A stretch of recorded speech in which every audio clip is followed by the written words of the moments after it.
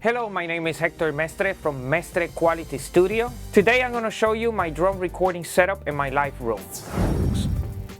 Well, we're first going to start here with the room microphones. I have right now here a Rode NT2A multi-pattern microphone. It has figure 8, cardioid, and ovni. Depends on the style of music. I'll use it either in cardioid, ovni, or figure 8. If I'm using rock, I'll use it in ovni mode. If I want to do pop and I want more like a concentrated in-your-face sound, I'll use it more in cardioid or figure 8. Depends on the style. I have two of the same microphones, one on this side and the other one on this other side. Here close to the ground, I have a Warm Audio WA47 FET. This microphone, I also use it as a room mic. If you see, it's closer to the ground because I want to focus on the kick, the bottom of the floor tom, the bottom of the snare, just to get that spectrum there. I can either use it in ovni or figure 8, cardioid, just whichever. Just how I said before, it depends on the style of music that I'm doing in the moment. Moving over to the drums, starting with the snare drum, I am using a Shure SM57, a Audix i5, a pencil condenser microphone on the bottom, and then I have a spare i5 on the side right there.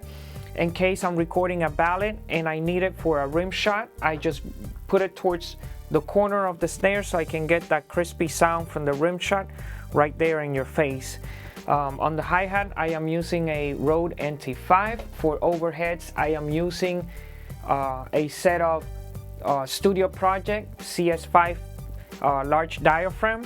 I'm using those as hypercardioid, and the reason is because I want to focus on the cymbals. I really don't care about getting the toms with those microphones. That's why I have this other microphone over here right above the drum set, and that's another Studio Project CS5, and that one is at wide cardioid, just so it can pick up everything around, and I just mixed them with the top overheads. On the right, I am using another Rode NT5 microphone.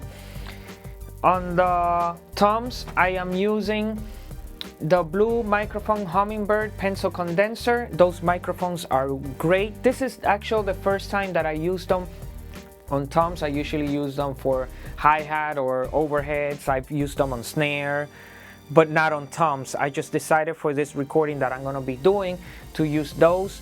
I love it. It picks up the spectrum of the drums from the high frequencies all the way to the low. Excellent. They are a great set of microphones. Inside the kick, I have a D112. On the outside of the kick, I have a Sennheiser 902. A lot of people ask me, why do I use so many microphones for recording drums? And it is because at the time that I have to mix, I just prefer to have so many other options available in my hands.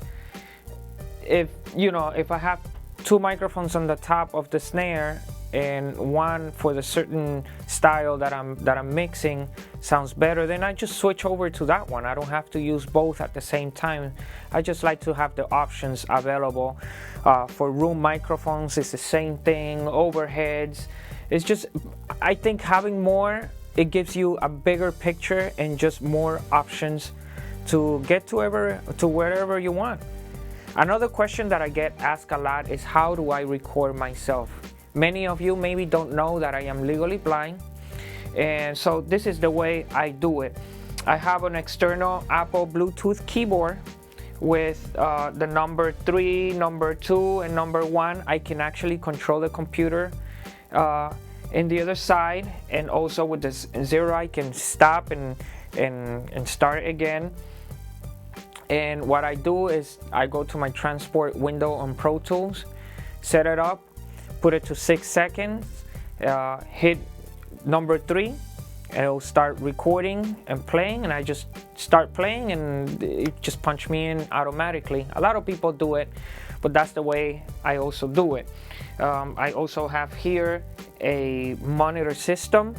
I have 16 channels. I'll send my click, the bass, the keyboard, the master track.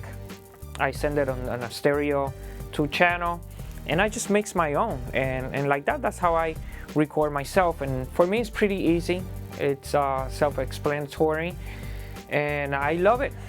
I love it, I really do, and I enjoy this part of recording. I hope you enjoyed this video. Please don't forget to subscribe, turn on your notifications, and hit like. Thank you.